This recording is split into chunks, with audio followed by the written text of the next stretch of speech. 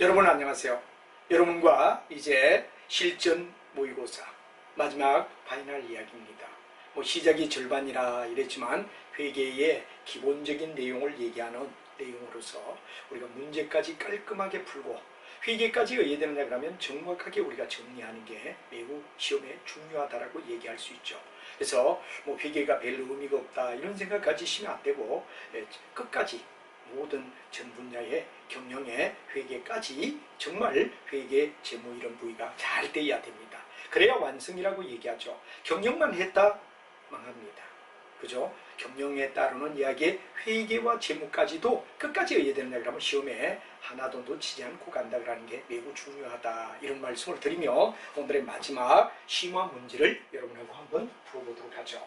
자, 심화 문제 1번에 두 가지 선택안 중 실행하지 않는 것에 대한 비용, 효용 비용은 뭐냐 이렇게 물었습니다. 이건 바로 여러분은 잘 알지만 바로 내가 가야 할 길에 여러 선택의 길이 있습니다. 이럴 때 예를 들어서 어디로 갈 것인가 하는 이야기를 굉장히 우리가 고민하죠. 예를 들어서 내가 만약에 인생을 살면서 의사가 될까? 아니면 어떤 전문가가 될까? 우리가 일반적으로 봤을 때 이런 어떤 결정을 갖다 내려야 된다 이럴 때는 만약에 어떤 학생이 의사가 되었다면 전문가가 되는 어떤 특수한 어떤 전문가나 연구원이 되겠다라는 이야기는 포기해야 된단 말이야. 그래서 우리가 일반적으로 봤을 때 한쪽을 택하는 거, 한쪽을 택하면 자연히 하나는 뭐가 되죠? 포기가 되어야 된다 하는 이야기가 되는 거죠. 여러분이 이제 인생에서 어떤 걸 선택하면 다른 건 포기해야 되는데 이 포기에 따른 비용을 갖다 우리는 뭐라고 하냐? 포기의 비용. 포기의 비용이라고 얘기하죠. 포기의 비용을 갖다 우리는 뭐라고 하냐 그러면 바로 기회비용이다 하는 이야기를 얘기하죠. 그래서 정답은 바로 기회비용의 원가를 나타낸다. 기회비용의 원가다. 기회비용에 드는 원가가 얼마인가를 갖다 나타내는 이야기다 해서 바로 포기하는 쪽. 예를 들어 내가 의사가 되었다면 전문가가 된 걸 포기했을 거고 전문가가 된다는 거에 포기했다면 의사가 된 거 바로 하나를 포기하는 비용을 갖다 우리는 뭐라 하죠? 바로 기회비용이라는 말을 쓰고 기회비용은 경제학까지도 기회비용이라는 말이 많이 나오기 때문에 반드시 우리는 포기하는 쪽의 비용을 얘기한다 하는 이야기를 여러분이 아셔야 될 것 같습니다.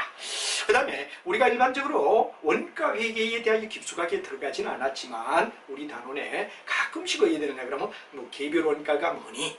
개별은 따로 하나하나를 갖다 분리할 수 있는 원가를 개별 원가라고 합니다. 예를 들어 항공기 한 대를 만들겠다.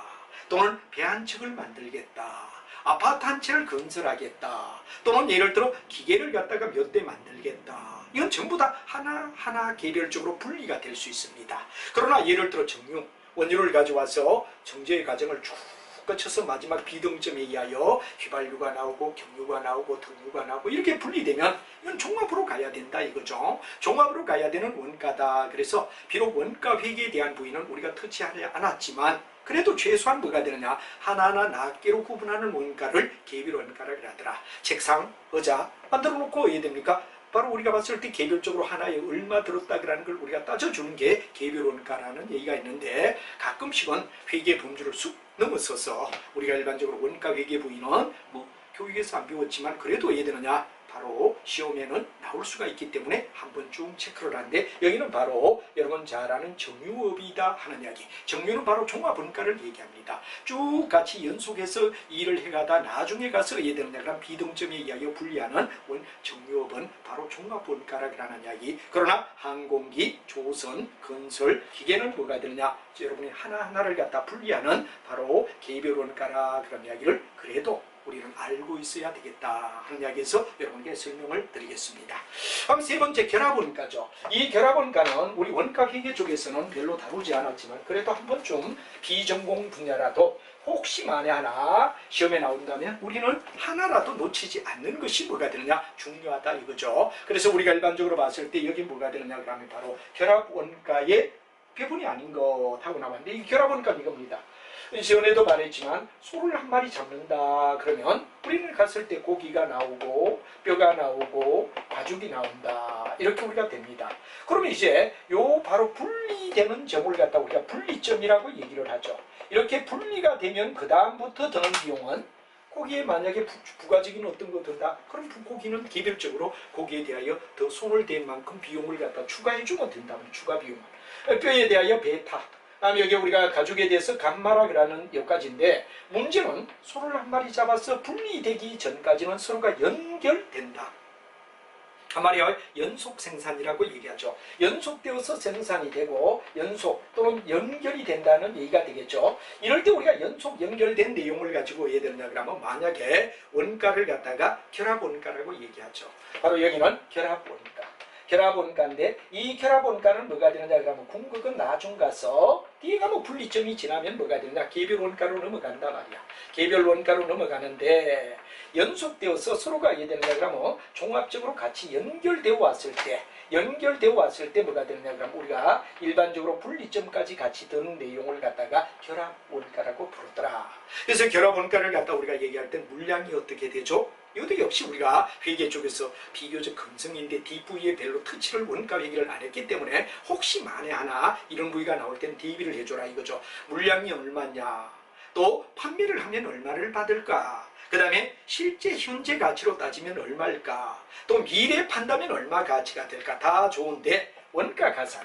이 원가 가산은 어디에서 배웠느냐 그러면 여러분들 마케팅을 갖다 배울 때 경영학의 마케팅에서 내가 100원을 주고 산 물건에 10% 이익을 붙이겠다 그럴 때 원가 가산법 할 때 이런 자신 10%가 뭐가 되느냐 그러면 바로 0.1이 되죠. 그럼 우리가 110원을 받는다. 그럴 때 이걸 갖다가 원가에 가산했다. 원가 가산이란 말은 어디에서 마케팅에서 우리가 바로 소매를 갖다 할 때 물건을 100원 주고 사와서 10% 이익을 붙인다. 그럴 때 바로 이래다가 10%를 갖다 더하여 110%가 되어서 110만 원이 된다 하는 말로 우리가 연결될 때 100만 원짜리 물건에 10% 이익을 붙였다 할 때 이때 원가 가산이라는 말이 나오지. 결합원가에서는 바로 이 배분법이 아닌 거다 하는 말이 되며 보통 이제 소매상이 물건을 사와서 판매를 할 때 100원 주고 사왔다, 100만 원 주고 사왔다, 10% 이익을 붙인다. 그럼 1 플러스 0.1을 더하여 110만 원이 된 거. 이게 원가 가산인데 결합원가와는 관계가 없는 이야기다 하는 것도 여러분이 이제 이해를 해야 될 것 같습니다.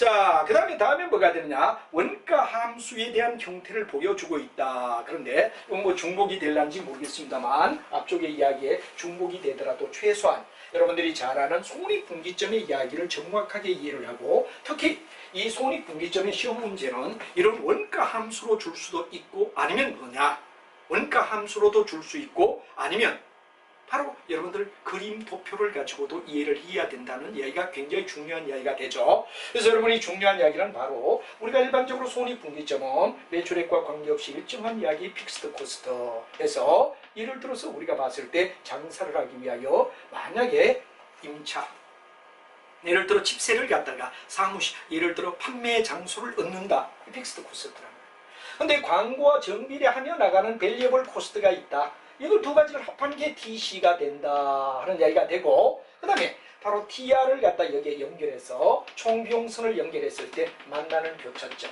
요 이상이면 우리가 봤을 때 2더, 요 이하가 될 때는 손해가 되는데 요게 TC와 TR을 바로 연립방정식으로 푼 거, 직선방정식이라고 얘기를 하죠. 연립으로 풀어가지고 나온 이야기.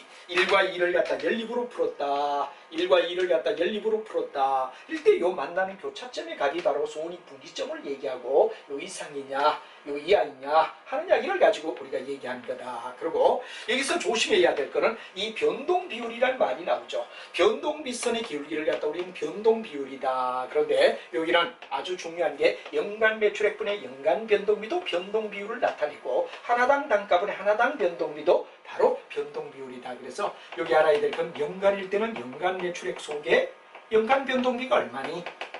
연간일 땐 연간으로 우리가 같이 결합을 시키자 이거죠. 연간일 땐 연간으로 결합시키자. 그 다음에 하나일 때는 뭐가 되느냐, 하나당 단가분에 하나당 뭐가 되느냐, 변동비를 놓아라. 이게 바로 변동비율을 나타내는 이야기다. 변동비율의 개념, 변동비율이란 말을 갖다가 꼭 알아둬야 된다는 얘기가 중요하죠. 그럼 여러분 잘 알지만 1 마이너스 변동비율분에 뭐가 되느냐, 고정비 플러스 제로 하는 희망이익이 있다면 희망이익을 영자리에 이어주면 된다. 그런 이야기도 여러분이 이미 알고 있을 겁니다. 그래서 여기도 우리가 중요한 게 뭐가 되느냐. 그럼 수식을 줍니다.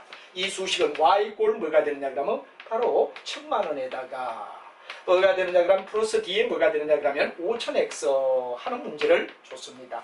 혹시 앞쪽에서 풀었던 문제와 중복이 될 수도 있는데 요거는 우리가 가만히 생각하면 이런 얘기가 되죠. 바로 이 그림을 가지고 평가하느냐 아니면 수식을 주며 평가하느냐는 두 가지 손익분기점 문제가 나올 수 있는데 우리가 중요한 이야기는 바로 x가 1일 때는 5,000원, 2일 때는 만원, 3일 때는 15,000원 하나당 바로 x가 1, 2, 3, 4 변함에 따라 일어나는 걸 갖다 우리는 바로 변동비라고 얘기할 수 있다. 이런 얘기가 되죠. 요 만원은 뭐가 1000만원은 뭐가 되죠? x가 제로일 때 바로 고정비를 얘기하는 거지. 그래서 여기서 중요한 건 고정비가 얼마냐 하는 말은 1000만원이다 하는 걸 여기서 주고 그 다음에 변동비가 얼마냐 그러는 이야기는 하나당 변화에 대하여 5,000원이구나 하는 말이 되고 그 다음에 여기 왜 되느냐 그러면 판매 가격 하나당 단가란 말은 이미 주 문장 속에 줬죠. 얼마? 만원이다. 그럼 이걸 갖다 가지고 바로 여러분들 대입하면 되는데 1 마이너스 바로 여러분들 하나당 단가가 얼마냐? 만원분의 하나당 변동비가 5,000원. 이게 바로 변동 비율을 나타내고 2분의 1을 나타내는 이야기가 되겠죠. 그 다음에 여기 고정비가 얼마냐? 1000만원이다 하는 이야기가 되고 여기 희망이 200만원 그럼 200만원 더하면 돼. 300만원 그럼 300을 넣으면 돼. 그래서 우리가 계산하게 되면 이건 뭐였느냐? 바로 분모는 2분의 1이 되죠. 1-2분의 1분의 1000만원이다. 이렇게 된단 말이야. 그럼 궁극은 역수로 하면 바로 여러분 2,000만원이 뭐가 되느냐? 손익분기점의 값이다 하는 이야기로 아마 앞쪽에서 푼 내용인 것 같지만 그래도 한 번 더 이 분야를 갖다 우리가 체크할 필요가 있다 해서 시험화 문제에서 손익분기점 이야기를 우리는 한 번쯤 생각하자 하는 이야기로 설명을 드렸습니다. 자, 그 다음에 5번에 가면 재무회계 이론에서 정립되는 회계의 기본전제 중에서 바로 예를 들어 기본전제가 아닌 것 하고 묻고 있습니다. 자, 여러분들은 회계를 할 때는 반드시 기반별 보고가 돼야 된다. 그렇죠? 작년보다 내가 잘했느냐, 올해가 어떠냐, 자신에 대한 비교 가능도 있고 또 아니면 타인에 대한 비교 가능도 있다 하는 이야기가 바로 얘기인데 기간별, 작년보다 올해 잘했니 못했니 이런 게 아주 중요한 이야기가 되죠. 그 다음에 기업은 영원히 간다는 가정하에서 장부를 기록하는 걸 계속 기업의 가정이다. 비록 내일 망하는 한이 있더라도 최소한 1년치의 재무제표를 내놓을 수 있다라고 생각하고 기업은 영원히 간다라고 가정하자 하는 게 바로 계속기업이죠. 그리고 항상 주어는 누구냐? 기업의 실체, 바로 근거입니다. 바로 여러분 출자자가 아닙니다. 기업은 가장 중요한 게 뭐냐 그러면 기업의 실체인 바로 근거다. 주어는 근거죠. 그래서 내가 돈을 500만 원 출자해서 영업을 했다. 그럼 돈이 나갔네? 근데 분기할 때는 돈이 들어왔다. 왜? 근거로 볼 때는 돈이 들어왔단 말이야. 주주간에도. 이렇기 때문에 여러분들은 항상 기업 실체다. 이렇게 되고 그 다음에 여러분들 잘 알지만 두 개 회사가 독립적이더라도 엄마 회사, 아들 회사, 손자 회사 이렇게 가지를 뻗어나갔을 때 바로 여러분 지분법 적용 주식은 연결 재무제표를 쓴다. 엄마 회사는 아들 회사에 뭐가 되느냐? 이익에 대하여 내가 20%의 만약에 어떤 권한을 가지고 있다면 아들의 20% 이익을 나는 챙길 수 있다. 이렇게 연결되는 재무제표를 우리는 가정한다. 이거죠. 근데 우리가 문제는 취득원가주의 가정. 취득원가주의는 의미가 없습니다. 내가 물건을 취득했다. 유가증권을 취득했다. 취득원가가 나오죠. 예를 들어 우리가 일반적으로 봤을 때 유가증권에 속하는 단기매매증권이나 이럴 때는 이런 말이 돼. 단기 손익인식 금융자산. 옛날은 단기 금융 매매 증권 이렇게 우리가 얘기한 게 바로 손익인식, 단기 손익인식 뭐가 되느냐? 금융자산 할 때 똑같은 말이죠. 이때는 뭐가 되느냐? 비용을 원가에 포함시키지 않고 바로 비용으로 치고 다른 나머지 금융자산은 취득원가에 포함시킨다 하는 이야기를 우리가 배웠던 건데 이때 취득에 뭐가 되냐 원가의 가정 이런 말이 있습니다만 여러분이 정리를 하시면 될 겁니다. 자, 그 다음 6번에 가면 단기업적주의의 이야기가 틀린 것 이렇게 말했습니다. 단기업적은 바로 비용과 수익을 갖다 손익법에 의한 부위만 빠지자 단기업적이죠. 근데 이제 포괄적인 부위까지 다 들어가자. 그래서 예를 들어 비용에서 수익을 갖다 수익과 비용만 따지는 손익법의 이익은 손익법에 의한 뭐가 되냐 그럼 바로 계산이란 말이야. 반면에 뭐가 되느냐 그러면 포괄주의다 그럴 때는 재산법에 의하여 일어나는 이익까지도 포함시켜주자 하는 이야기가 바로 포괄주의가 되는 거죠. 근데 거기에 보면 뭐가 되느냐, 다른 건 다 좋은데 바로 주장에 틀린 것 그랬습니다. 포괄주의 손익계산서는 단기업적 포괄계산서보다 기간별 비교문의 우위다. 아니죠. 기간별로 따질 때는 뭐가 되느냐 그러면 단기업적이 훨씬 작년보다 장사를 잘했네? 못했네? 이게 단기업적 주의란 말이야. 포괄주의는 어떻게 되죠? 땅값이 올랐네? 건물값이 올랐네? 환율이 올랐네? 뭐 이런 등등 기타 부위까지 다 손익계산서 들어가지 않지만 자본을 늘어나게 하는 재산법까지 우리가 따지는 게 기타 포괄이란 말이야. 그렇기 때문에 단기업적이 훨씬 더 비교 가능성이 높죠. 포괄보다는. 그래서 1번이 바로 여기는 바로 잘못되었다 하는 이야기를 우리는 이야기하면 될 것 같습니다. 자, 그 다음에 이제 여러분이 중요한 이야기는 다음 중 포괄 손익계산서 구분에 틀린 것 하고 물었습니다. 그래서 여러분이 거기에 보면 해설란을 갖다 보면 자세히 설명됐습니다만 매출 총이익은 매출에서 매출 원가를 빼는 거다. 그 다음에 여기서 매출 총이익에서 판매비와 관리비를 빼면 영업이익이다. 거기다가 이제 영업이익에다 영업의 수익은 더하고 영업의 비용을 갖다 빼면 법인세 차감 전 순이익이다. 그래야 되죠. 거기다가 법인세 차감 전 순이익에다가 계속사업에 해당되는 부분의 법인세의 비용을 빼면 계속사업 손익이란 말이야. 반면에 중단사업은 중단사업에 해당되는 뭐냐 그러면 법인세금 효과를 반영하면 중단사업 손익이다. 이렇게 되죠. 그래서 단기손익은 바로 계속사업 손익과 중단사업 손익을 결합한 것. 이게 뭐가 되느냐? 최종이다 하는 이야기를 했는데 바로 여러분들 7번은 4번이 뭐가 되느냐? 계속사업의 법인세 차감 전 중단사업의 경상이익이 했는데 요거는 밑에서 보면 바로 잘못을 발견할 수 있습니다. 알아두시면 되죠. 다음에 8번의 이야기 속에서 우리가 본다면 8번은 현행 기준에 언급하고 있는 무형자산의 정의. 무형자산은 형태가 없는 자산을 얘기하며 대표적인 게 바로 여러분들 잘 아는 영업권이다. 그 반대는 영가매수다 하는 이야기를 우리가 했죠. 그래서 우리가 여기서 보면 현행에 언급하는 무형자산의 정의는 미래의 경제 효익이 있을 거다. 그래 권리금을 주는 거죠. 맞죠? 법률상 권리다. 식별이 가능해야 된다. 기업과 분리는 불가능하다. 지출 확실성. 이 지출 확실성은 여러분들이 알지만 여기와는 관계없는 이야기가 된다. 이거고 지출에 대하여 어떤 면은 불확실성. 왜? 앞으로 계속 장사가 잘 돼줘야 되는데 인수를 하고 장사가 못 되면 바로 무너진다 이거죠. 자, 그 다음에 다음 9번에 보면 감가상각의 3요소가 아닌 것 하고 물었습니다. 여러분 감가상각은 바로 기업이 장사를 함으로써 사용함으로 해서 가치가 떨어지는 걸 비용화하는데 항상 연말에 우리가 비교하게끔 만들어주고 대손도 예되죠. 연말에 우리가 얼마만큼 떼먹힐 것이다 하는 회계 원칙은 수익 비용을 같이 맞춰준다는 수익 비용의 대원칙에서 나왔다 하는 이야기를 했던 겁니다. 거기에서 이제 내용 연수 N으로 표시하죠. 그 다음에 잔존가격 S 세이브가 되죠. 취득원가 캐시죠. 감가상각 기준액은 CSS 즉 취득원가에서 잔존가격을 뺀 게 감가상각 기준이다. 처분가격 이건 관계없습니다. 그리고 정답은 바로 처분가격이 감가상각의 3대 요소에 속하는 영역이 아니다. 이런 얘기가 되죠. 그 다음에 유동자산의 항목 중에 해당되는 거 유동자산은 바로 판매할 수 있는 상품까지. 제가 전에 강의할 때도 얘기를 했지만 비율 분석 이럴 때도 많이 이야기를 합니다만 상품까지 꺾어 거의 대다수가 상품까지 꺾으면 뭐가 되죠? 유동입니다. 유동까지는 상품이다 하는 기준이 되죠. 바로 여기는 재고자산인 상품이 바로 유동자산 항목에 속하는 이야기다. 이렇게 되죠. 그 다음에 다음 거래 결합관계를 나타내라. 현금 5만 원을 대여하다. 현금을 대여했다면 현금은 나의 수중에서 나갔어.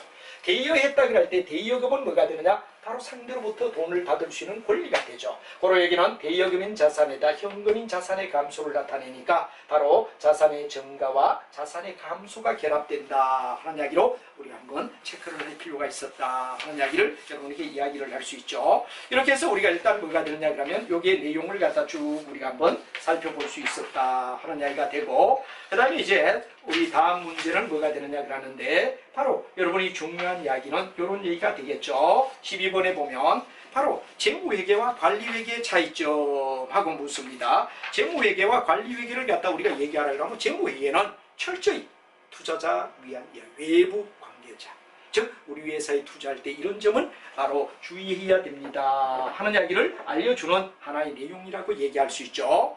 그래서 우리는 여기 1번에 재무회계는 투자자, 관리회계는 경영자다 하는 말을 알아야 되는데 그게 1번이 잘못되었다는 말이 되죠. 13번에 기업의 회계 정보의 질적 특성은 그랬는데 가장 중요한 게 목적에 적합하라, 신뢰할 수 있게끔 하라 해서 목적 적합성과 신뢰성을 우리는 굉장히 바로 재무제표의 질적 특성에 중요한 이야기가 되었다 하는 이야기를 알아야 되겠습니다. 그 다음에 이제 14번에 보면 회계 처리에서 둘 이상이 가능할 때 순이익은 낮게, 그 다음에 회계 처리하는 방법을 뭐라 그러죠? 안전성 보수주의. 굉장히 잘 나오죠. 그리고 우리가 평가 이익을 했다 이럴 때 이익은 아직 이익이 안 나왔기 때문에 반영을 안 해요. 평가손은 반영을 해. 그래서 가능하면 비용은 크게 수익은 작게 하여 법인세를 작게 내게 하자 하는 이야기가 안전성 계속주의 원칙이라는 이야기가 되고, 15분에 기업회계상 포괄손익계산서 작성 기준이 아닌 것은? 하고 물었습니다. 여기는 수익비용의 대응원칙, 발생주의, 구분계산, 총액표시 다 손익계산서 작성 원칙이지만 유동성 배열은 바로 여러분들 잘 아는 바로 BS, 재무상태표의 이야기다 하는 걸로 마무리를 지으며, 그동안 여러분 너무 많이 수고했지만 회계까지도 우리는 어떻게 되느냐 완벽하게 처리를 하겠다 하는 이야기를 가지고 재무나 회계가 경영학 부위에 들어가 있지만 우리는 확실하게 정리를 하고 나가야 되겠다 하는 이야기를 들으며, 그동안 여러분이 수고하셨고 또 좋은 이런 이야기가 되며 저희 카페는 계속해서 여러분에게 좋은 이런 무료로서 정말 대한민국의 최고의 정성을 다하는 카페로서 무료 재능 기부의 바로 카페가 되도록 노력하겠습니다. 여러분 건승을 비며 여러분의 앞으로 많은 발전을 기원합니다. 여러분 감사합니다.